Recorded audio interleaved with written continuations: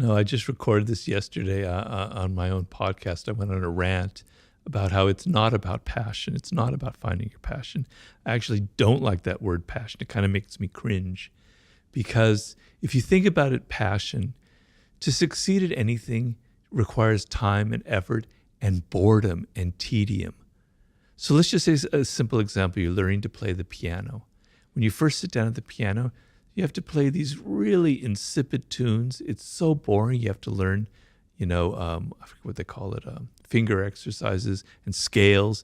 On any instrument, you have to learn scales, etc. It's tedious, man. If you think it's got to be passion, forget it. You're never going to get far. The thrill comes after a year of playing the piano, and you get better at it, and better and better. And now it starts becoming fun. Then 10 years, it's more fun. Then 20 years, it's fantastic. I'm not trying to name drop here, but the other night I had dinner with Stevie Wonder. It was the most amazing thing I ever seen.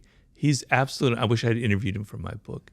Speaking of genius, and he's blind, obviously, everybody knows.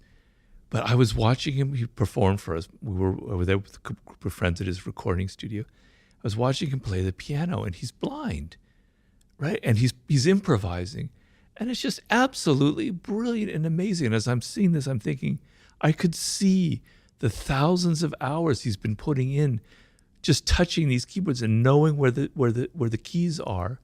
It was just mind blowing how amazing it was. That is the power that the human brain naturally has through hours and hours and hours of effort. That's how it works. So, he didn't get there because it was passion. He got there because he was a child prodigy. At the age of 11, he was signed to a contract with Motown Records, right?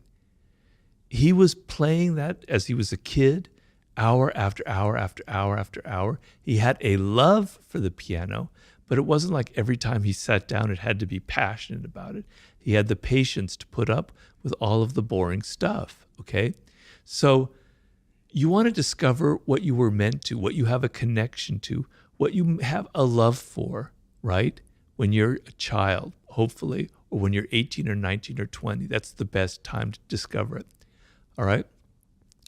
You decide, and it doesn't have to be something highfalutin or worth, like intellectual. You could be great with your hands. You could be great with your body. You could be great with images and visuals. You could be great with words. You could be great in many different areas, okay? They're all equal. They're all great.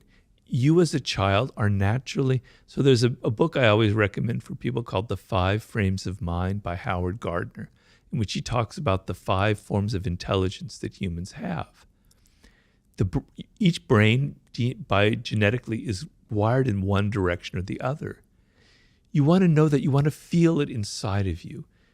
It's like a feeling. It's not an intellectual thing. You feel when you're doing sports that it's good. It's a natural thing. It's what I'm meant for.